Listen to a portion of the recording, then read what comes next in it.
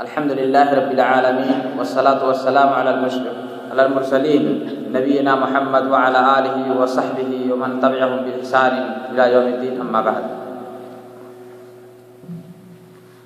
قال اللہ تعالی فی القرآن الکریم واتقوا فتنة لا تصیبن الذین ظلموا منکم خاصہ واعلموا ان اللہ شدید العقاب۔ وقال اللہ تعالی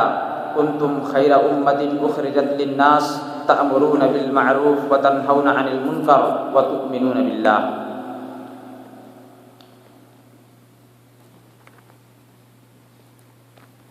حرم سرا کی حفاظت کو تیغ نہ رہی، حرم سرا کی حفاظت کو تیغ نہ رہی تو کام دیں گی یہ چلمن کی تلیاں کب تک۔ برادران اسلام، محترم بزرگوں و عزیز ساتھیوں، تمام قسم کی حمد و ثنا، بڑائی، کبریائی اللہ رب ذوالجلال خالق و مالک ارض و سما کے لیے ہے، جس نے ہمیں اور آپ کو پیدا فرمایا، اور سب سے بڑا اللہ کا احسان ہے کہ اس نے ہمیں اور آپ کو مسلمان بنایا۔ بے شمار درود و سلام نازل ہو آخری نبی، انبیاء کے سردار، پیارے حبیب جناب محمد مصطفیٰ صلی اللہ علیہ وسلم پر، جو پوری دنیا کے لیے رحمت اور رشد و ہدایت بن کر تشریف لائے۔ آج بتاریخ 2 جمادی الاولیٰ 1437 ہجری مطابق 11 فروری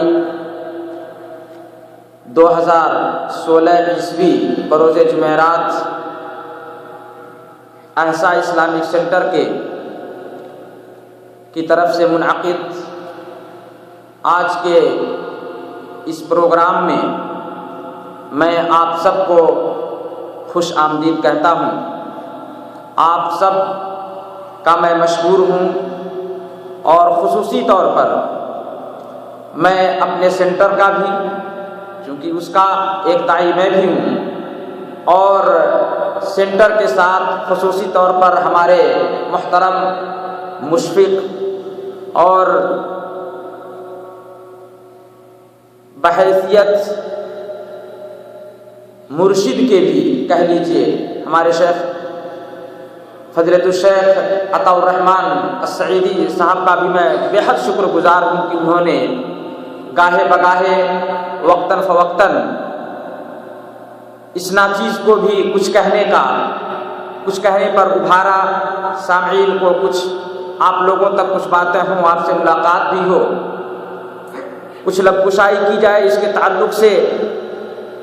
میں شیخ محترم کا بے حد شکر گزار ہوں کہ انہوں نے یہ موقع فراہم کیا، جو آج اس مجلس میں ہم سب حاضر ہیں۔ اللہ سے یہی دعا ہے کہ اللہ تعالیٰ اس مجلس کے ہدف کو ہمیں حاصل کرنے کی، اور اس مجلس کے اندر جو باتیں ہم سنیں اور جو بھی کہیں، اللہ ہمیں حق کہنے کی، اور ہم سب کو اس کو سن کر اس پر عمل کرنے کی توفیق عنایت بخشے، آمین۔ موضوع بھی شیخ نے آپ کے سامنے عرض کر دیا۔ آج کے اس ماہانہ پروگرام میں جیسا کہ بتایا شیخ نے، اور آپ تک بات پہلے بھی شاید پہنچ چکی ہوگی، کہ موضوع ہے آج کا ہماری ذمہ داریاں۔ یہ ایک تذکیری موضوع ہے، یہ ایک تذکیری موضوع ہے، یعنی یاد دلانے والا موضوع ہے۔ یہ موضوع وقت اور ماحول کے تقاضے کے اعتبار سے بھی اہم موضوع ہے، وقت اور تقاضے کے اعتبار سے بھی ایک اہم موضوع ہے، اور ہم سب مسلمان ہیں، ہم اللہ اور اس کے رسول صلی اللہ علیہ وسلم کے حکم کو ماننے والے، اللہ اور اس کے رسول صلی اللہ علیہ وسلم کے حکم کو ماننے والے قرآن و سنت کے تابعدار ہیں۔ تو اس حیثیت سے ہمارے اوپر کچھ ذمہ داریاں بھی عائد ہوتی ہیں۔ ہم صرف اللہ اور اس کے رسول کے حکم کو مان لیں، ہم مسلمان ہیں، تو ہمارے اوپر کچھ قانون بھی نافذ ہوتے ہیں، کچھ اللہ رب العالمین کے احکام اور رسول صلی اللہ علیہ وسلم کے فرمودات بھی ہمارے اوپر لازم ہے کہ ہم اس پر بھی عمل کریں، اور جب تک ہم ان ذمہ داریوں کا ادراک و احساس نہیں کریں گے کہ ہم مسلمان ہیں، ہم اللہ اور اس کے رسول کے حکم کے تابعدار ہیں، جب تک ہم اپنی اس ذمہ داری کا، ہماری ذمہ داریاں کیا ہونی چاہیے،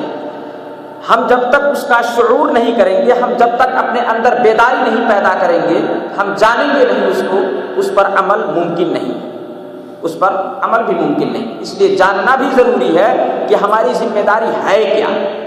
ہمیں کیا کرنا چاہیے۔ ہم مسلمان ہیں تو ہماری زندگی کے اور ہمارے اسلام کے تقاضے ہم سے کیا ہیں، اللہ اور اس کے رسول صلی اللہ علیہ وسلم ہم سے کیا چاہتے ہیں۔ آئیے اسی ضرورت کے مد نظر ہم اپنی ان ذمہ داریوں کو آج جانیں اور بخوبی نبھانے کی کوشش کریں۔ خصوصی طور پر آج کے اس دور میں جب کہ ہمارے عقیدہ، عمل، ہماری تہذیب و ثقافت، ہماری تعلیم اور تعلیم کے طریقہ کار پر ہر طرح سے غیر اقوام کی طرف سے حملے ہو رہے ہیں، اور وہ حملے کسی ایک خاص اسلامی مکتب فکر پر نہیں، کسی ایک خاص اسلامی مکتب فکر پر نہیں، بلکہ ان کی طرف سے جو حملے ہو رہے ہیں وہ پوری اس عمارت پر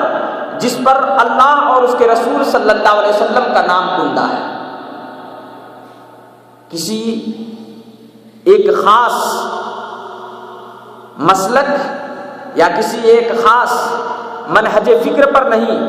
یا یہ الگ بات ہے کہ ان کے حملوں کے طریقے مختلف ہیں، ان کے حملوں کے طریقے غیر اقوام کی حملوں کے طریقے مختلف ہیں۔ تو ایسے دور میں خصوصی طور پر اس موضوع کی اہمیت مزید بڑھ جاتی ہے کہ ہم جانیں کہ ہماری ذمہ داری کیا ہے کہ جو ہم ان حملوں کا مقابلہ کر سکیں، ہم ان کے سامنے، ہم کن ہتھیار سے مسلح ہوں کہ ہم ان کے سامنے کھڑے ہو کر کے ہم انہیں کو ان کے وار سے ان کا جواب دے سکیں۔ یہ ضروری ہے ہمارے لیے۔ آج صورتحال یہ ہے کہ ہر طرف اس طرح سے چیلنج ہی چیلنج ہے، سیاست، معیشت، معاشرت، تہذیب و ثقافت، تعلیم اور فکر و فلسفہ، اخلاقیات کے میدان میں، ان تمام میدانوں میں آج مسلمانوں کے سامنے بہت سارے چیلنجز ہیں، بہت سارے چیلنجز ہیں جس کا سامنا آج امت اسلامیہ یا امت مسلمہ کر رہا ہے۔ اور اگر ان کی فہرست حقیقت میں ان چیلنجز کو اپنے سامنے رکھا جائے اور اپنی ذمہ داریوں کا وہاں احساس کرا کہ ہماری کمزوریاں کہاں ہیں اس کو کیا جائے، تو یقیناً اس کے لیے بہت کافی وقت درکار ہوگا۔ لیکن اہمیت کے پیش نظر اسلامی زاویے سے جو اساسی ذمہ داریاں ہیں ہماری، ان کو ہم چند نکات میں آپ کے سامنے رکھنا چاہتے ہیں۔ اور اس لیے کہ اللہ تبارک و تعالیٰ کا یہ فرمان ہے، اللہ تعالیٰ نے کہا ہے وَاتَّقُوا فِتْنَةً لَا تُصِيبَنَّ الَّذِينَ ظَلَمُوا مِنْكُمْ خَاصَّةً وَاعْلَمُوا أَنَّ اللَّهَ شَدِيدُ الْعِقَابِ۔ اللہ تعالیٰ نے کہا کہ اور تم اس وبال سے بچو کہ جو صرف ان لوگوں پر نہیں واقع ہوگا، یا تم میں سے خاص ان لوگوں پر نہیں واقع ہوگا جو گنہگار ہیں۔ اس وبال سے، اس فتنے سے بچو۔ تو ضروری ہے کہ ہم جس معاشرے میں اور جس سماج میں، جس فضا میں اور جس زمانے میں ہم زندگی گزار رہے ہیں، ہم اس زمانے کے حالات اور اس معاشرے کو جانیں اور اس کے تئیں ہماری ذمہ داریاں جو ہیں اس کو ہم بخوبی نبھائیں، ہماری ذمہ داریاں جو ہیں ہم اس کو بخوبی نبھائیں۔ اللہ تعالیٰ نے اسی لیے متنبہ کر دیا کہ یہ جان لو کہ اگر اللہ رب العالمین کا وبال، اللہ رب العالمین کا عذاب ان گنہگاروں کی وجہ سے آیا جس سماج میں تم رہ رہے ہو، تو صرف ان پر وہ واقع نہیں ہوگا، وہ عذاب چاہے سماوی عذاب ہو چاہے قہر کا عذاب ہو، یا اللہ رب العالمین کی طرف سے اسی غیر قوم کو تمہارے انہیں نہ روکنے یا انہیں صحیح راستے کی رہنمائی نہ کرنے کے سبب انہیں کو تمہارے اوپر اللہ مسلط کر دے، کوئی بھی فتنہ ہو سکتا ہے۔ اسی لیے اللہ تعالیٰ نے متنبہ کرتے ہوئے کہا وَاتَّقُوا فِتْنَةً لَا تُصِيبَنَّ الَّذِينَ ظَلَمُوا مِنكُمْ خَاصَّةً، کہا صرف ان پر نہیں واقع ہوگی جو ظالم ہیں، جو گنہگار ہیں، تم میں سے جن لوگوں نے گناہ کے کام کیے صرف ان پر اللہ کے کا عذاب اور اللہ کا وبال واقع نہیں ہوگا، بلکہ اس کے ساتھ تم بھی گھر جاؤ گے، ان مصیبتوں میں آپ بھی دوچار ہوگے۔ تو اس لیے ہمیں اس مصیبت کے آنے سے پہلے ہماری ذمہ داریاں کیا ہوں، ہم اسی اللہ رب العالمین کے تنبیہ کے پیش نظر اور اسی حکم کے پیش نظر اللہ رب العالمین نے تو ہمیں خیر امت کا لقب دیا ہے۔ کیوں؟ آپ اس کی خصوصیات اللہ تعالیٰ نے خود بیان کیا، کہا کنتم خیر امت اخرجت للناس تأمرون بالمعروف وتنہون عن المنکر وتؤمنون باللہ، ہماری ذمہ داری ہے، اور اس ذمہ داری کے سبب اللہ تعالیٰ نے ہمیں خیر امت کہا۔ ہمیں یہ امتیاز حاصل ہے کہ ہم تمام امتوں میں سب سے بہتر ہیں، کب؟ ان تین چیزوں کے وجود کے ساتھ، تین چیزوں کے پائے جانے کے ساتھ۔ وہ کیا ہیں تینوں عمل؟ اللہ تعالیٰ نے کہا کنتم خیر امت اخرجت للناس، تم خیر امت ہو، سب سے بہتر امت ہو، اخرجت للناس، جو لوگوں کے لیے پیدا کی گئی۔ یہ امت لوگوں کے لیے پیدا کی گئی، سب سے بہتر ہے۔ کیوں؟ کہا تأمرون بالمعروف، تم نیک کام کرنے کا حکم دیتے ہو لوگوں کو، وتنہون عن المنکر، اور دوسری صفت اللہ نے بتایا کہ لوگوں کو برائی کے کام سے روکتے بھی ہو، برے کاموں سے روکتے بھی ہو، وتؤمنون باللہ، تیسری صفت یہ ہے کہ تم اللہ پر ایمان بھی رکھتے ہو۔ یہ تینوں صفت، یہ امتیاز ہمیں حاصل ہے، اس امت کو حاصل ہے، صرف اس بنیاد پر خیر امت اللہ نے کہا کہ لوگوں کو بھلائی کا حکم دیتے اور برائی سے روکتے بھی ہو۔ نہیں تو ایمان باللہ، اللہ پر ایمان رکھنے والے ہم سے پہلے کے لوگ بھی تھے، عیسیٰ علیہ السلام کے متبعین بھی اللہ پر ایمان رکھتے تھے، موسیٰ علیہ السلام پر ایمان لانے والے بھی اللہ پر ایمان رکھتے تھے، اور جتنے انبیاء ہیں سب پر جو بھی ان کا کوئی متبع اور کوئی تابعدار، کوئی فرمانبردار، مطیع اور مومن رہا ہے، وہ اللہ پر ایمان رکھا، ہم بھی رکھتے ہیں، لیکن خصوصیت جو ہے وہ کہا امر بالمعروف والنہی عن المنکر کی۔ آج ہماری ذمہ داری ہے کہ ہم بھی اس کام کو انجام دیں اور اپنی ذمہ داری کو سمجھیں۔ اگر کہیں برائی کا کام ہو رہا ہے تو اسے روکیں اور لوگوں کو بھلائی کا حکم دیں۔ میرے بھائی، اگر ہم خود نماز پڑھتے ہیں تو ضروری ہے کہ ہم اپنے ساتھی، اپنے کام کرنے والے دوستوں کو بھی نماز کی ترغیب دیں اگر وہ نماز نہیں پڑھتا ہے۔ ضروری ہے کہ ہم اگر دین اسلام کی تعلیمات کو سیکھنے کے لیے جاتے ہیں تو ضروری ہے کہ ہم ان کو بھی حکمت کے ساتھ دین اسلام کی تعلیمات سے وابستہ کرنے کی ہم کوشش کریں، ہم انہیں جوڑیں، چاہے دروس ہو، چاہے علمی طور پہ سیڑھیاں، اور ہر چیز جو اگر ہم نے دیکھا کہ ایک منکر کام وہ یہ کر رہا ہے کہ وہ فلمی گانے سنتا ہے، تو ہماری ذمہ داری ہے کہ ہمیں اسے دیکھنا کہ کس طرح سے ہم اس کو اسلامیات، دینی محاضرے، اللہ اور اس کے رسول کے فرمان کو سننے پر ہم کس طرح سے اس کو لا سکتے ہیں۔ یہ ہماری ذمہ داری ہے، یہ نہیں کہ ہم صرف حاضر ہوتے ہیں، ہماری حاضری کافی ہے۔ اللہ کے رسول صلی اللہ علیہ وسلم نے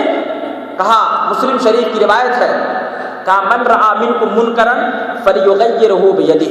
فإن لم یستطع فبلسانہ فإن لم یستطع فبقلبہ وذلک اضعف الایمان۔ مسلم شریف کی روایت، کہا نبی صلی اللہ علیہ وسلم نے کہ تم میں کا جو بھی کوئی منکر کام، برا کام دیکھے، کہا اس کو روکے۔ کس سے؟ کہا ہاتھ سے روکنے کی طاقت ہے تو ہاتھ سے روکے، نہیں ہاتھ سے روکنے کی طاقت ہے، فساد برپا ہو سکتا ہے تو اس سے ہٹ جائے، اس سے زیادہ، کہا کہ تب اس کیا کرے؟ دوسرا حل، کہا زبان سے روکے۔ اگر زبان سے بھی روکنے پر فساد اور اس سے بڑا فتنے کا خطرہ ہے تو کہا کم سے کم یہ ہو کہ وہ اپنے دل سے اس کو برا جانے. کہا وذالک اضعف الایمان، اور کہا یہ ایمان کا سب سے کمتر درجہ ہے، ایمان کا سب سے کمتر درجہ ہے. یہ ہماری ذمہ داری ہے. اللہ اور اس کے رسول صلی اللہ علیہ وسلم کے فرمان ہمارے سامنے ہیں. ہم صرف اس معاشرے میں زندگی گزاریں، ہمارے بچے یا ہمارے بغل کے پڑوسی وہ دین اسلام سے دور ہوں، اسلامی تعلیمات سے دور ہوں، ہمارے ساتھ روم میں رہنے والے دین اسلام کی تعلیمات سے دور ہوں، اور صرف ہم دین اسلام کو سیکھیں اور جانیں اور ان کو رغبت نہ دلائیں، ان کو پکڑ کے کسی بہانے کسی اس سے نہ لائیں، دینی محاضرے میں حاضر نہ کریں. یہ ہماری ذمہ داری کے خلاف ہے. ہماری ذمہ داری یہ ہے کہ ہم ان کو کھینچیں، ان کو لے کر کے آئیں اور ان کو ابھاریں اس چیز پر.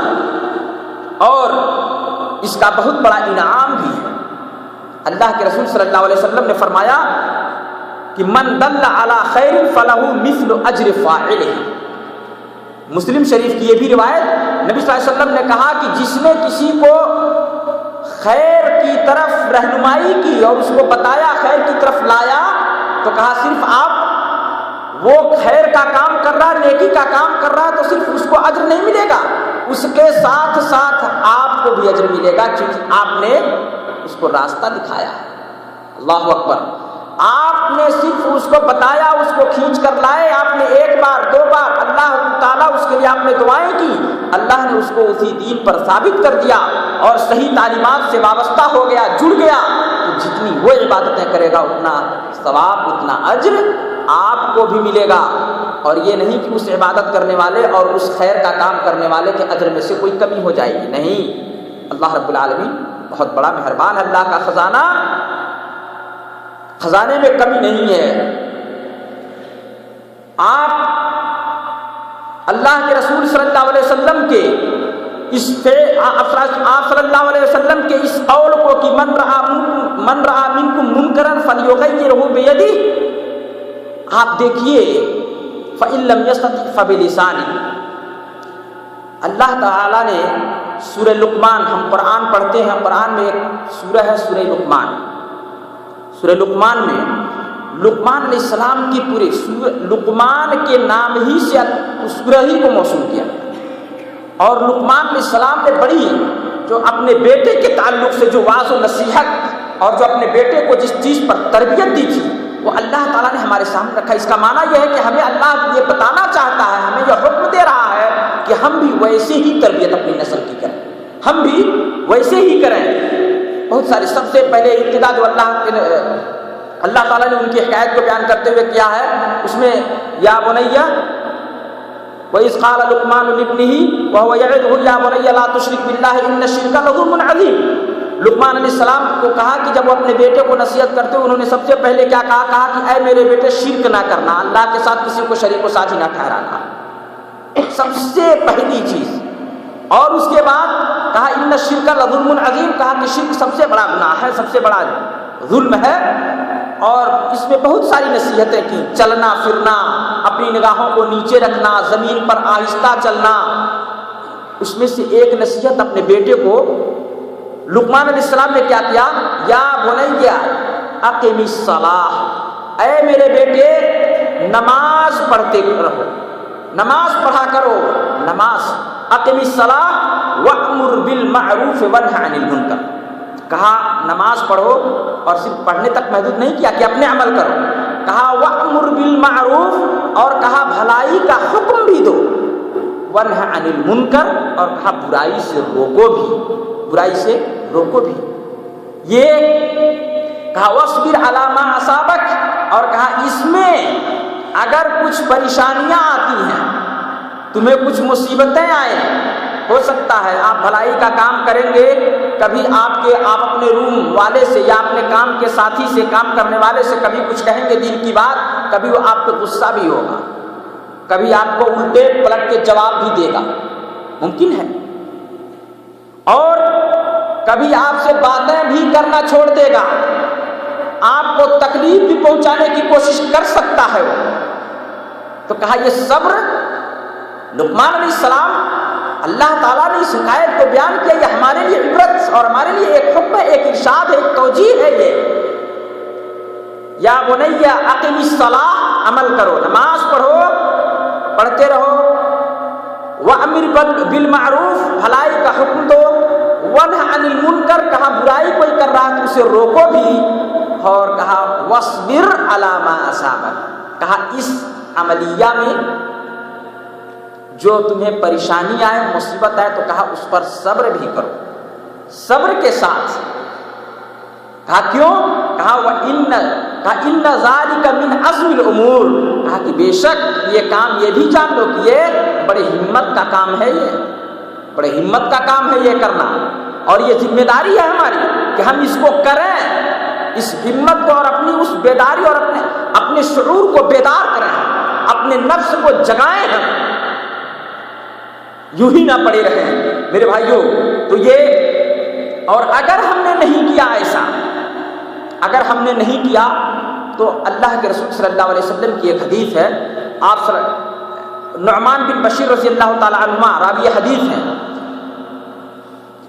وہ روایت کرتے ہیں کہ نبی صلی اللہ علیہ وسلم سے کہا کہ نبی صلی اللہ علیہ وسلم نے فرمایا کہ مثل القائم علی حدود اللہ، مثل القائم اور فی حدود اللہ، مثل القائم فی حدود اللہ والواقع فیہا کمثل قوم استہموا علی سفینہ، کہا کہ اللہ رب العالمین کے حکم کو بجا لانے والے اور کی مثال، اور اس شخص کی مثال جو اللہ کے حکم کو نہیں مانتا ہے، جو اللہ اور اس کے رسول کی فرما برداری نہیں کرتا ہے، ان کی مثال اللہ کے نبی صلی اللہ علیہ وسلم نے دیا۔ کہا کہ اس قوم کی یا ان لوگوں کی طرح سے اس کی مثال ہے کہ لوگ ایک کشتی میں سوار ہوں، کشتی 2 منزلیں کی ہو، کچھ نیچے ہوں اور کچھ لوگ اوپر بھی ہوں۔ نیچے کشتی میں جو لوگ ہیں ان کو جب پانی کی ضرورت پڑتی ہے تو چڑھ کے انہیں اوپر جانا پڑتا ہے، پانی لینے کے لیے اوپر جانا پڑتا ہے۔ ان لوگوں نے یہ سوچا کہ ہم کیوں اوپر جائیں چڑھ کر کے، اور اوپر والوں کو جاتے تو تکلیف ہوتی ہے، ہم کیوں نہ ایسا کریں، پانی ہمارے پاس بھی موجود ہے نیچے ہی، ہم کیوں نہ ایسا کریں کہ ہم نیچے ہی سوراخ کرنا، ہمیں اوپر نہ جانا پڑے۔ اور اوپر والے، اوپر کشتی میں سوار لوگ اس چیز کو دیکھ رہے ہیں۔ اب وہ کیا کریں اسی صورت، اگر اوپر والے لوگ اگر ان کو اس کام سے نہیں روکتے ہیں جو نیچے کشتی میں بیٹھے ہوئے ہیں، اور وہ لوگ سوراخ کر دیتے ہیں، تو ان کا انجام کیا ہوگا؟ پانی کشتی میں آئے گا اور سب ڈوب جائیں گے۔ کیا صرف نیچے والے ڈوبیں گے؟ اس لیے کہ غلطی انہوں نے کی ہے، اس لیے کہ غلطی انہوں نے کی ہے، پانی نیچے سے سوراخ کشتی میں انہوں نے کیا، کیا صرف نیچے والے ڈوبیں گے؟ نہیں، جو اوپر سوار ہے کشتی میں، کہا وہ بھی ڈوب جائیں گے۔ اگر ان لوگوں نے نہیں روکا اور کہے کہ چلو یہ ان کی منزل ہے، وہ اس میں سوار ہے، یہ ان کا حق ہے اور ہم اوپر ہیں، ہمارا حق ہے، نہیں، بلکہ اوپر والے جو سوار ہیں ان کا یہ کام ہے کہ اس نیچے والے لوگوں کو بھی روکے، کس میں؟ سوراخ نہ کرو۔ اگر سوراخ کرنے سے روک لے گئے تو سب نجات پا جائیں گے، سب بچے رہیں گے، لیکن اگر سوراخ کرنے دیا تو سب کے سب ڈوب جائیں گے۔ جو نیچے سوار ہیں کشتی میں وہ بھی جو غلطی کر رہے ہیں وہ بھی ڈوبیں گے، لیکن وہ لوگ بھی ڈوبیں گے جو غلطی نہیں کر رہے ہیں۔ یہی مثال ہے کہ اگر ہم نے آج کے اس دور میں، آج اپنے اس معاشرے کی مکمل طور پر اگر اسلامی طرز پر ہم نے اللہ اور اس کے رسول کے فرمان کے مطابق اگر ہم نے خود تعلیمات کو سیکھا نہیں اور ان کو بھی اپنی اس ذمہ داری کا احساس کرتے ہوئے انہیں بھی ان کی ذمہ داری کا احساس نہیں دلایا، اور انہیں اللہ اور اس کے رسول کی تعلیمات سے آگاہ نہیں کیا، اور ہم ان کو چھوڑ دیے اور وہ لوگ یوں ہی کرتے رہے، وہ اپنا کرتے ہیں ہم اپنا کرتے ہیں، تو ہمارا بھی حال وہی ہوگا میرے بھائیوں جیسے اس کشتی والوں کا ہو سکتا ہے۔ اگر ہمیں نجات پانا ہے، بچنا ہے، تو ذمہ داری ہمارے اوپر عائد ہوتی ہے کہ ہم اس کام کو انجام دیں، ہم خود سیکھیں بھی، لوگوں کو سکھائیں بھی، اور لوگوں کو اس پر ترغیب بھی دیں اور اس پر ابھاریں بھی۔ اللہ تبارک و تعالیٰ نے بنی اسرائیل پر لعنت کے اسباب میں سے ایک سبب یہ بھی ذکر کیا ہے ایک سبب یہ بھی ذکر کیا، بنی اسرائیل پر لعنت ہے، کہا اس کا ایک سبب اللہ تعالیٰ نے یہ بھی ذکر کیا، کہا کہ کانوا لا یتناہون عن منکر فعلوہ، کہ وہ لوگ منکر اور برائی کے کام سے ان لوگوں کو نہیں روکتے تھے جس کو ان لوگوں نے کیا۔ برائی کا کام کرتے ہوئے دیکھتے چلو وہ کر رہے ہیں، کرتے رہے، آخر کیا ہوئی؟ پوری بنی اسرائیل پہ اللہ کی لعنت ہے کہ نہیں؟ کہا ہے وہ لوگ سب اس میں سے بعض تھے اچھے سنجیدہ ذہن کے، لیکن بعض ایسے بھی تھے جو اس کے پیروکار نہیں تھے، اور نہ ہی وہ لوگ گناہ اگر کچھ کرتے نہیں تھے تو کچھ وہ لوگ ایسے بھی تھے کہ ان لوگوں کو جو گناہ کرتے تھے ان کو روکتے بھی نہیں تھے۔ یہی ایک سبب اللہ تعالیٰ نے ایک سبب یہ بھی بیان کیا کہ اسی وجہ سے ان کے اوپر لعنت برسی۔ میرے عزیز ساتھیوں، میرے محترم بھائیوں، اس لیے ہماری یہ ذمہ داری ہے کہ ہم خود تعلیمات کو سیکھیں اور اس پر عمل کریں، اور یوں ہی صرف اپنے تک اس کو محدود نہ رکھیں۔ ہماری ذمہ داری ہے کہ ہم دین سے ان لوگوں کو بھی جوڑیں جو دین سے دور ہیں، ہم نماز اور اسلامی تعلیمات سے ان لوگوں کو بھی جوڑیں جو ان سے دور ہیں۔ یہ ہماری ذمہ داری ہے اور ہمیں اس کا احساس کرنا بھی ہوگا۔ میرے عزیز ساتھیوں، میں مختصر میں آج آپ کے سامنے ان چند چیزوں کو میں بیان کرنا چاہتا ہوں جو ہماری ذمہ داریوں ہی کے متعلق تھا۔ جب اللہ تبارک و تعالیٰ کسی امر کا حکم دیتا ہے، کسی فعل یا کسی کرنے کا حکم دیتا ہے، شیخ محمد بن عبد الوہاب رحمہ اللہ سے پوچھا گیا، کسی نے سوال کیا کہ میں کیا کروں جب اللہ تعالیٰ مجھے کسی چیز کا حکم دیتا ہے تو میرے اوپر کیا واجب ہے، ہماری ذمہ داری کیا ہے اس حکم کے تئیں، اس حکم کے تعلق سے کیا ہماری اوپر ذمہ داری ہے۔ اللہ جب حکم دیتا ہے، ظاہر ہے کہ اللہ رب العالمین نے جب ہمیں پیدا کیا ہے تو حکم دے گا۔ اللہ تعالیٰ نے کہا اَيَحْسَبُ الْإِنسَانُ أَن يُتْرَكَ سُدًى، کیا انسان یہ گمان کرتا ہے، کیا یہ سوچتا ہے کہ کیا اس کو بیکار چھوڑ دیا جائے گا، اس کو حکم نہیں دیا جائے گا کہ تو ایسے کر، یا اس کو اس چیز سے نہیں روکا جائے گا کہ یہ حرام ہے اس سے تو بچ جا؟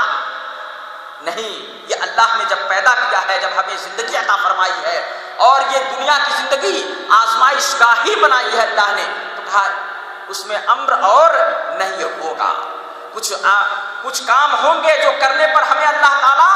حکم دیتا ہے، جس کے کرنے کا حکم دیتا ہے، کچھ کام ہیں، کچھ چیزیں ہیں جس کو کرنے سے اللہ تعالیٰ ہمیں منع کرتا ہے اور روکتا ہے۔ آئیے جب اس شخص نے محمد بن عبد الوہاب رحمہ اللہ سے پوچھا تو انہوں نے جواب دیا اور کہا کہ 7 مراتب ہیں، 7 درجے ہیں جب اللہ رب العالمین بندے کو حکم دے۔ ہم اللہ کے بندے مسلمان ہیں، ہم اللہ کے حکم ہی کو تسلیم کرنے والے ہیں، تو گویا اللہ کا جب حکم آتا ہے تو ہمارے اوپر بھی یہ 7 درجے نافذ ہوتے ہیں، ہماری ذمہ داری بنتی ہے، ہمارے اوپر یہ عائد ہوتی ہے کہ ہم ان چیزوں کو کریں۔ سب سے پہلے کہا کہ العلم بہ، اس کے بارے میں علم۔ اللہ تبارک و تعالیٰ علم کے 2 طریقے، 2 قسم ہیں علم کی جو اللہ تعالیٰ ہم سے چاہتا ہے۔ ایک کہا کہ وہ علم جو نفی اور اثبات کے تعلق سے علم ہے، اللہ رب العالمین کے وجود کو ماننا، اللہ رب العالمین 7 آسمان کے اوپر عرش پر مستوی ہے، اللہ رب العالمین ہی صرف عبادت کے لائق ہے، اور نفی اس بات کی کہ اللہ کے علاوہ کوئی عبادت کے لائق نہیں ہے، نفی بھی ہو اور اثبات بھی ہو۔ اللہ رب العالمین نے ہمیں دنیا کی زندگی عطا فرمائی ہے، وہی موت اور زندگی کا مالک ہے، دنیا کا مدبر، دنیا کا پیدا کرنے والا صرف اللہ کی ذات ہے، اللہ کی اجازت کے بغیر اور اللہ کی مشیت کے بغیر اس روئے زمین پر ہو یا اس پوری کائنات میں ہو کوئی ایک ذرہ بھی ادھر کا ادھر نہیں ہو سکتا۔ یہ علم ہونا کہ اللہ رب العالمین صفت کمال کو پہنچا ہوا ہے، اور یہ بھی علم ہونا نفی کے طور پر کہ اللہ جیسا کوئی نہیں ہے، لیس کمثلہ شیء وہو السمیع البصیر۔ یہ علم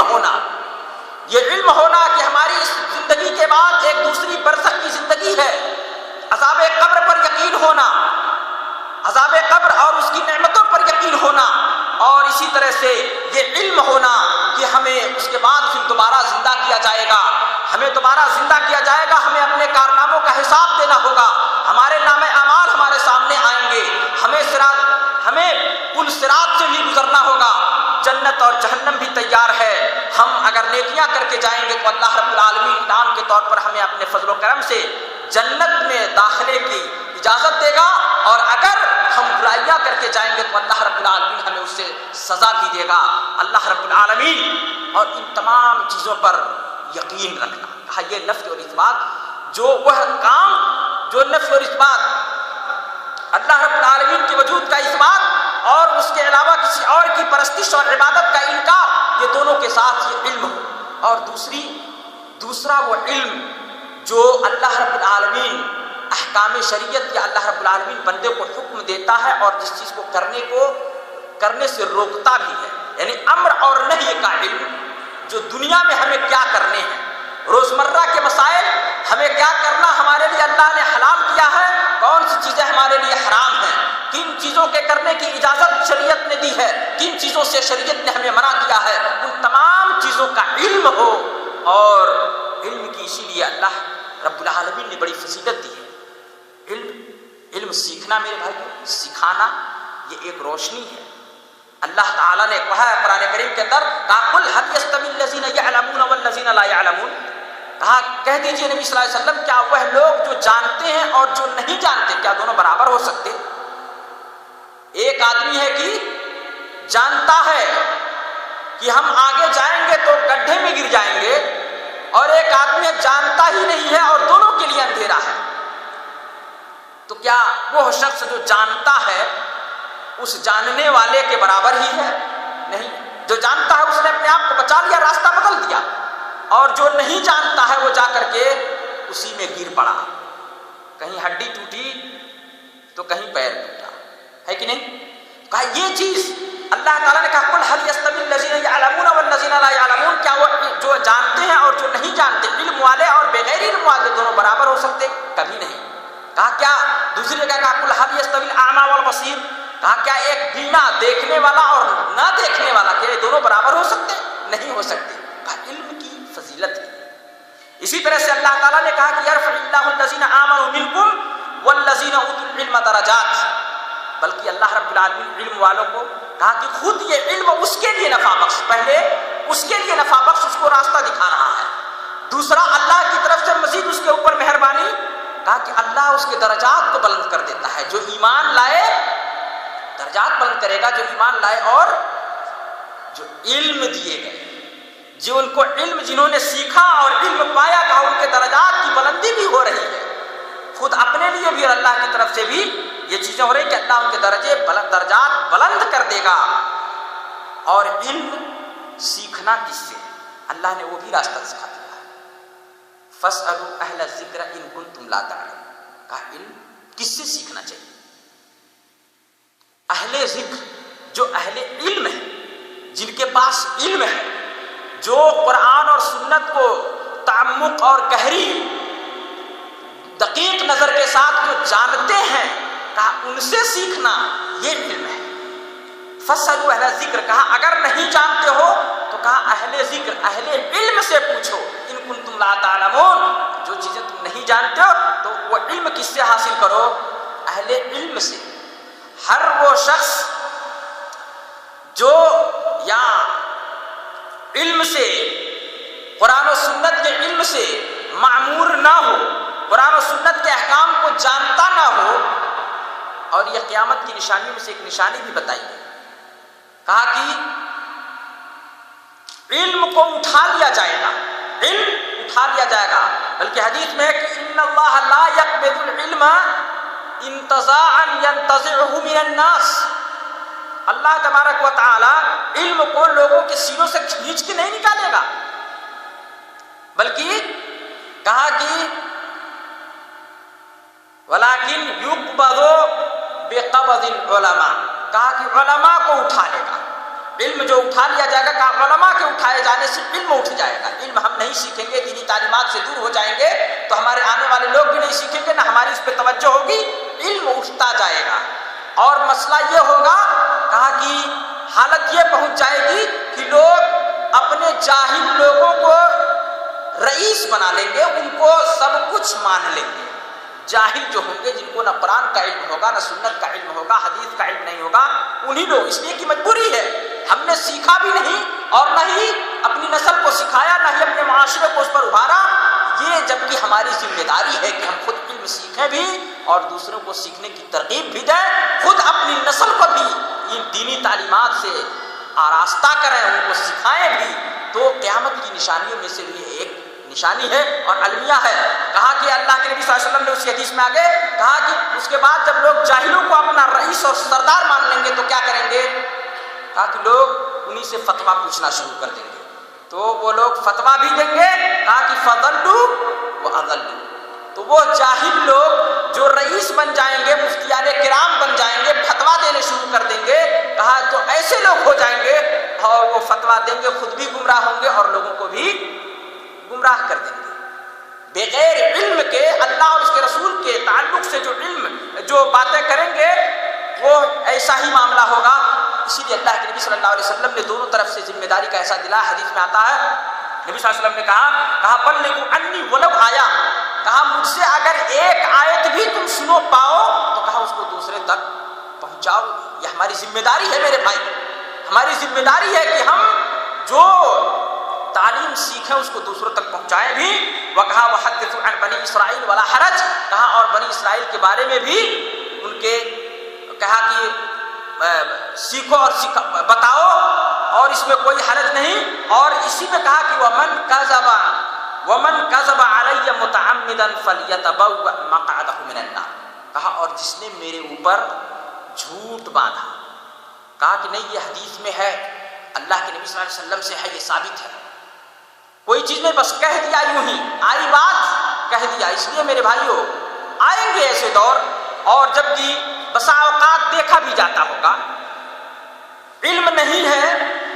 تو اپنے آپ کو یہ کہنا کہ مجھے اس کا علم نہیں ہے، لوگ عار سمجھتے ہیں، شرم محسوس کرتے ہیں، کہیں گے ارے اتنے بڑے مولانا صاحب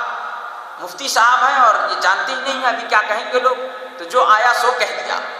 معلوم ہوا تحقیق کیا مسئلے کا تو اس کے خلاف نکلا، حدیث کی روشنی میں اس کے خلاف مسئلہ رہا۔ تو میرے بھائیوں یہ المیہ ہے،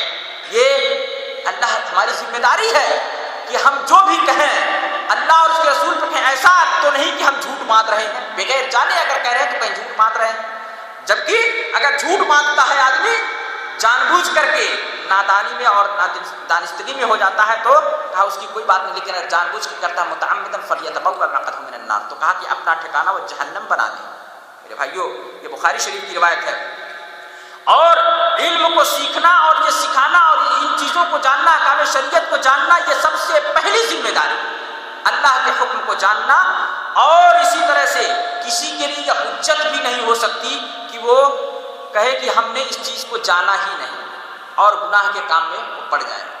قیامت کے دن اللہ کے ہاں یہ چیز یہ جواب نہ بن پڑے گا، کیوں؟ اس کے تین وجوہات ہیں، اللہ نے اس چیز کو اسی لیے ہی ختم کر دیا۔ کل قیامت کے دن اللہ کے سامنے بندہ یہ نہیں کہہ پائے گا کہ اللہ میں نہیں جانتا تھا میں پڑ گیا، کیوں؟ بلکہ سب سے پہلی چیز کہا کہ اللہ تعالیٰ نے تین اس کے اسباب، پہلا اللہ تعالیٰ نے ہر انسان کو فطرت اسلام پر پیدا کیا، حدیث میں ہے کل مولود یولد علی الفطرہ اے علی فطرت الاسلام، کہا کہ ہر بچہ فطرت اسلام پر پیدا ہوتا ہے۔ پہلی بات اللہ نے پیدائش ہی میں فطرت اسلام کو رکھ دیا، اللہ تعالیٰ نے روز ازل ہی میں تمام روحوں کو سب کو اکٹھا کر کے وہاں پوچھا بھی الستو بربکم، کیا میں تمہارا رب نہیں ہوں؟ قالوا بلا، سب نے مل کر کے کہا، وہاں وعدہ کہ اللہ تو ہی ہمارا رب ہے، اور دنیا میں آیا تو بھول گیا۔ پہلی وجہ یہ ہے، پہلی حجت، پہلی دلیل یہ ہے۔ دوسری دلیل، اللہ تعالیٰ نے عقل دیا ہے، اللہ تعالیٰ نے کہا انا خلقنا الانسان من نطفۃ امشاج نبتلیہ فجعلناہ سمیعا بصیرا،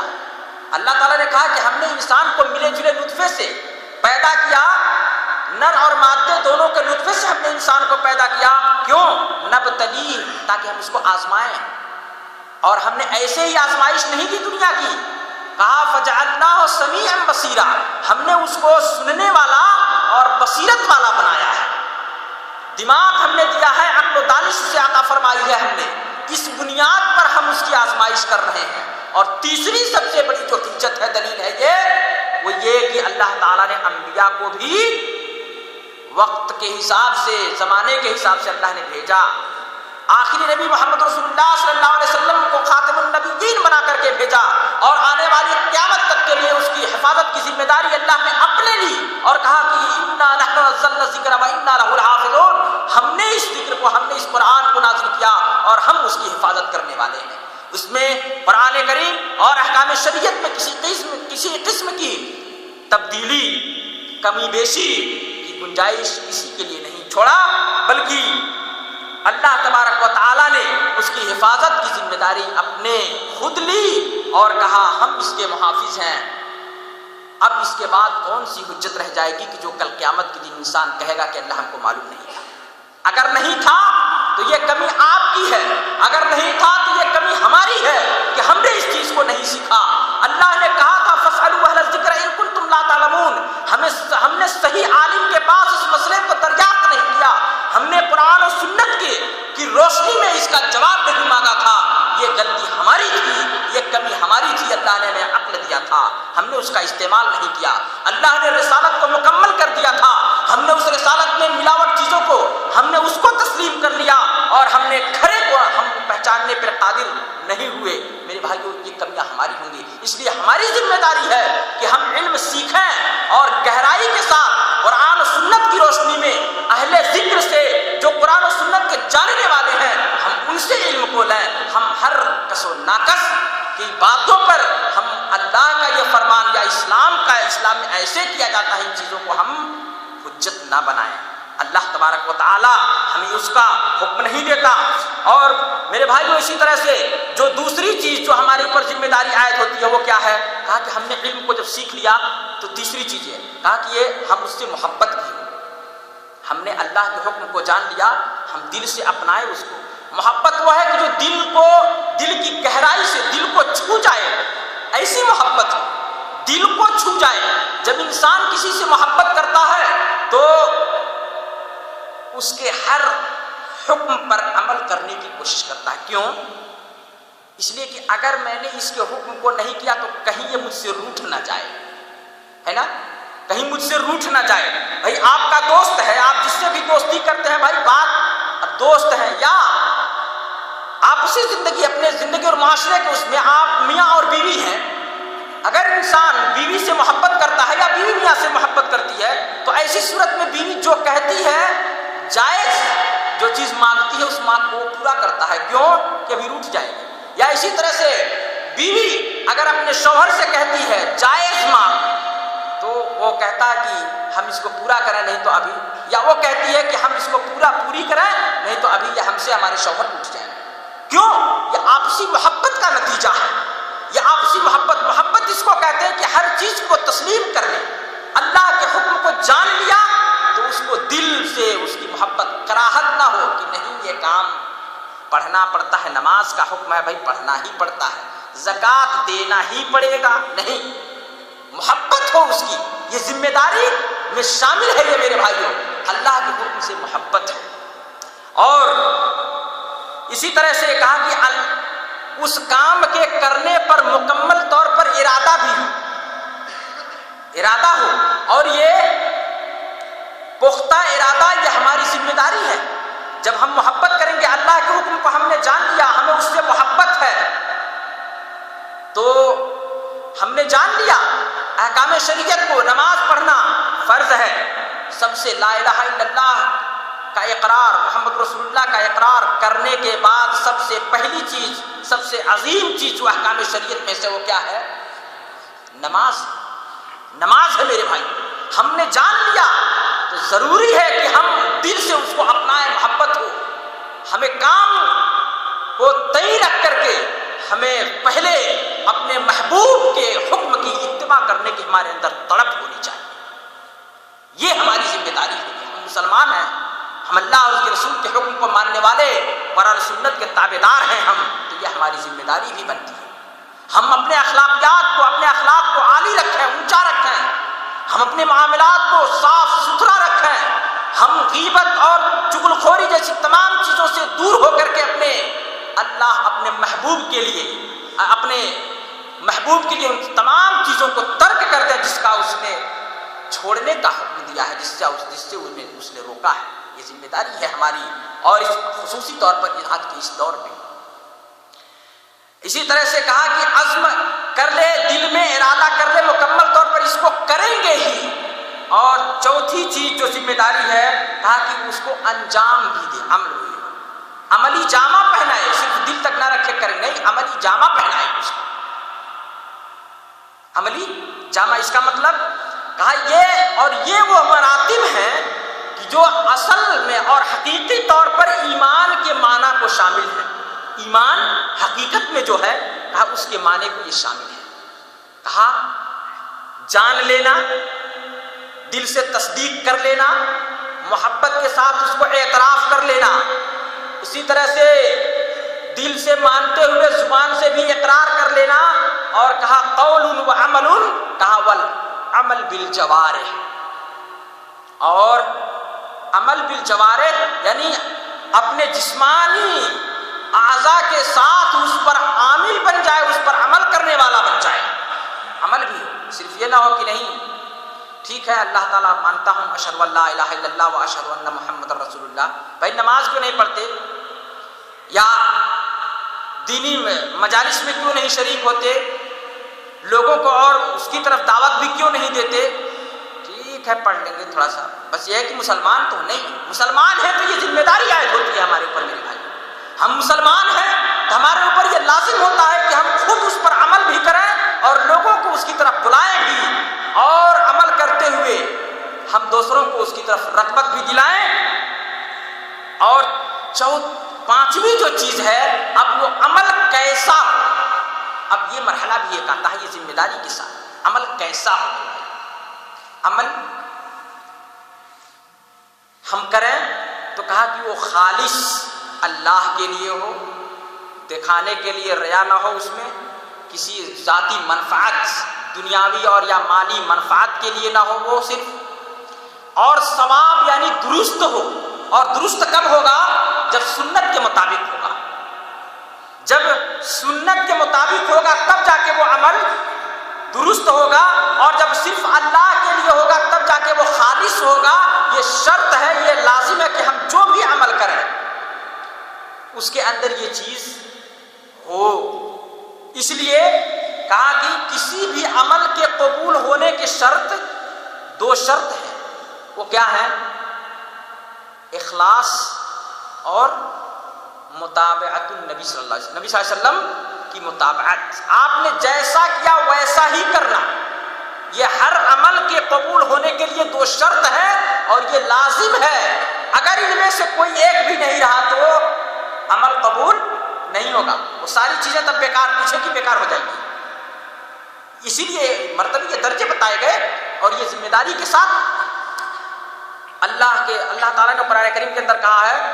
کہ الذی خلق الموت والحیات لیبلوکم ایکم احسن عملا، ان دونوں اصول کو اللہ تعالیٰ نے ایک اسی آیت کے اندر جمع کر دیا ہے۔ دونوں جو اصول ہیں، یہ عمل کی قبولیت کے شرط جو ہیں، اس ایک آیت کے اندر جمع ہے کہ جس نے موت اور زندگی کو پیدا کیا تاکہ وہ تم کو آزمائے، کیوں، ایکم احسن عملا، کہ تم میں کا عمل کے اعتبار سے کون اچھا ہے، درست ہے، احسن ہے، کون اچھا ہے۔ اچھا کب ہوگا، جب عمل، یہ نہیں کہا کہ کون عمل زیادہ کرتا ہے، کہا عمل اچھا ہونا مانگتا، عمل اچھا ہونا، خالص ہو، اللہ کے لیے ہو اور درست ہو، یعنی نبی صلی اللہ علیہ وسلم کے فرمان کے عین مطابق ہو، تب وہ عمل قابل قبول ہوگا، تب وہ درست ہوگا۔ اللہ تعالیٰ نے کہا ہے کہ وَمَنْ أَحْسَنُ دِينًا وَمَنْ أَحْسَنُ دِينًا مِمَّنْ أَسْلَمَ وَجْهَهُ لِلَّهِ وَهُوَ مُحْسِنٌ، اللہ تعالیٰ نے کہا کہ اور کون ہے دین کے اعتبار سے بہتر، یعنی دین کے اعتبار سے کون اچھا ہے، یعنی سب سے اچھا دین کے اعتبار سے وہی شخص ہے، کون، کہا کہ ممن اسلم وجہہ للہ، جس نے اپنے آپ کو اللہ کے تابع کر دیا، اللہ کے سپرد کر دیا، اپنا جو بھی عمل کیا اللہ رب العالمین کی خاطر کیا، دنیاوی منفعت اپنی ذاتی منفعت، اپنی معاشرتی منفعت کو بالائے طاق رکھتے ہوئے اس نے سارا عمل جو کیا وہ کہا خالص اللہ رب العالمین کے لیے کیا، اور کہا وہ محسن، اور اس کے ساتھ وہ نیکوکار ہے۔ نیکوکار یعنی نبی صلی اللہ علیہ وسلم کی سنت کے مطابق،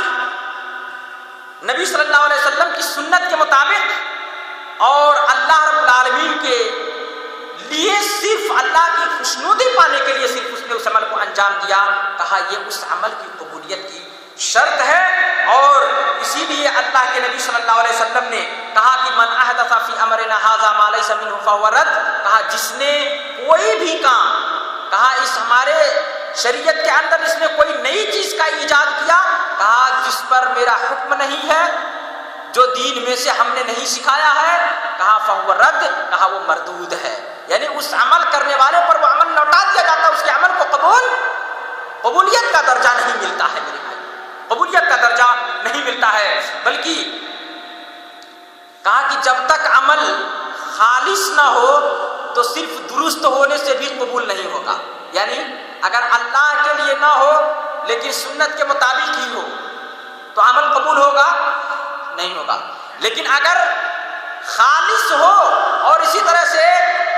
ثواب یعنی درست نہ ہو، سنت کے مطابق نہ ہو، تو کیا وہ قبول ہوگا؟ وہ بھی نہیں قبول ہوگا۔ یہ دونوں چیزیں ہیں، ہاں یہ لازم ملزوم ہے، دونوں کا ہونا ضروری ہے کسی عمل کی قبولیت کے لیے۔ اس لیے میرے بھائیوں، ہم جو بھی عمل کریں، ہم اس عمل کو، یہ ذمہ داری ہے کہ ہم قرآن اور سنت کی روشنی میں کریں، اللہ کے رسول صلی اللہ علیہ وسلم کے فرمان کو جان لیں، یہ ذمہ داری ہے۔ ہم جو بھی عمل انجام دیں، جو بھی عمل کریں، ہم ہمارے نبی نے کیسا کیا، ہم اللہ کے لیے کریں اور نبی کی سنت کے مطابق کریں، یہ ہمارے اوپر ذمہ داری ہے، اور کریں۔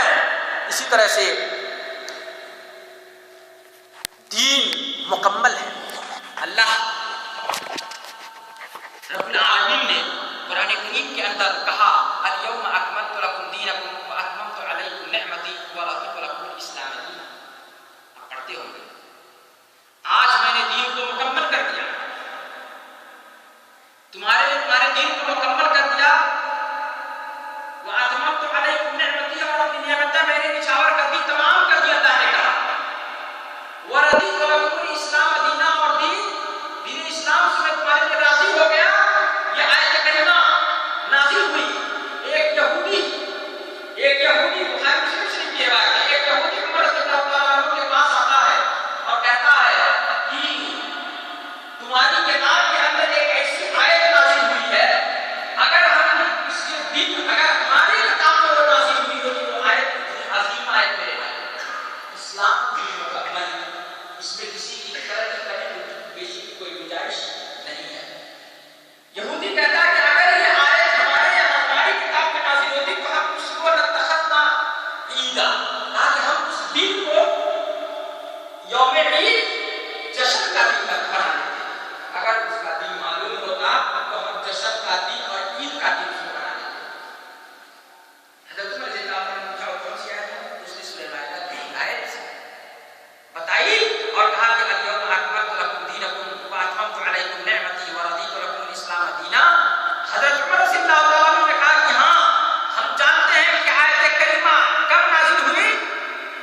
حجۃ الوداع، نبی صلی اللہ علیہ وسلم کے ساتھ حج کے موقع پر عرفات کے میدان میں کس سال نازل ہوئی، ساری چیزیں حضرت عمر رضی اللہ عنہ نے کہا کہ ہم اس کو جانتے ہیں،